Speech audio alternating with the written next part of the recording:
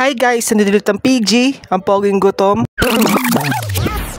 Samahan niyo naman ng food trip today at kakain tayo sa masarap na ihawan. Walang iba kung dito sa Kapitan Tuhog. So located to sa kaba ng Gaya-Gaya Graceville Road dito sa San Jose del Monte, Bulacan. So open sila ng 3 PM hanggang 11 PM. At syempre hindi lang yung kainan, meron din silang live band tuwing gabi. Pa diba, masarap na kinakain mo may live band pa. So ano nga ba meron sa menu nila? Syempre sa word na Kapitan Tuhog talagang inihaw yan. Syempre bukod sa mga nakastick, meron silang roasted chicken, roasted pork, meron silang sizzling, steaks, iba't ibang klaseng drinks and beers. At napansin ko guys, kakabukas lang sila ng 3 PM medyo busy na agad sila kasi nung pumunta ako 3 PM pa lang guys, so ako pala yung customer. So habang tumatagal parami yung mga tao. At napansin ko sa Facebook page nila yung mga post nila talagang yung mga tao dagsa. Doon mo talaga malalaman na masarap talaga yung pagkain na sinaserve nila. Katulad ng pork sisig na in-order ko, katulad niyan talaga nagliliyab. Open yung kitchen nila guys, talagang malalaman nyo yung quality ng pagkain na siserve sa inyo. Pag ganyan ba naman nilutuan tapos malakasan yung apoy, talagang masarap talaga yan. At bukod sa sisig, syempre more din yung stir-fried noodles. Sheesh! Grabe magluto yung mga cook nila dito. So habang kinukuhanan ko yan guys, yung bandang likod ko merong iniihaw, tapos merong roasted chicken na niluluto. Tapos sa harapan may nagluluto sa wok na malakas yung apoy. Ganito pala yung feeling na nasa impyerno.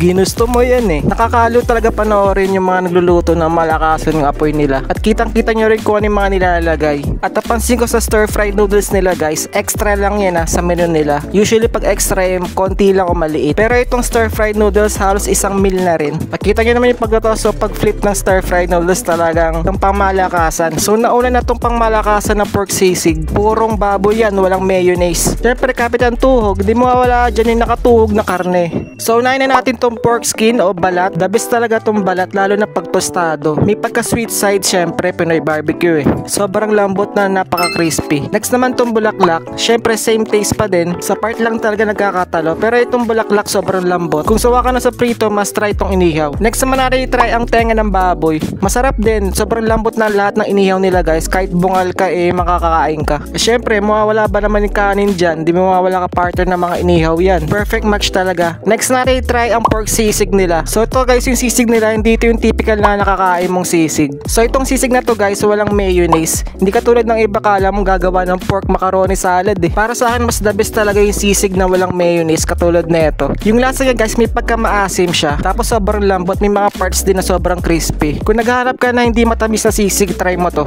Recommended to. Next naman natin try yung stir-fried noodles sila na extra na parang hindi. At kita nyo naman extra nila guys, parang isang meal talaga. Masarap yung stir-fried nila guys, may pagka-matamis na maalat. Nung kinain ko to guys, parang akong bumalik sa Thailand. Kasi may konting similar siya sa pad thai. Kasi yung pad thai matamis na maalat, so may pagka-similar lang siya ng konti dito. Tapos may gulay pa tsaka karne. Talaga may pagka-similar talaga to sa pad thai. Similar din sa pagluluto ng pad thai, may wok tsaka malakas yung apoy. Kaya hindi na lang takaw bakit medyo lasa to ng pad thai.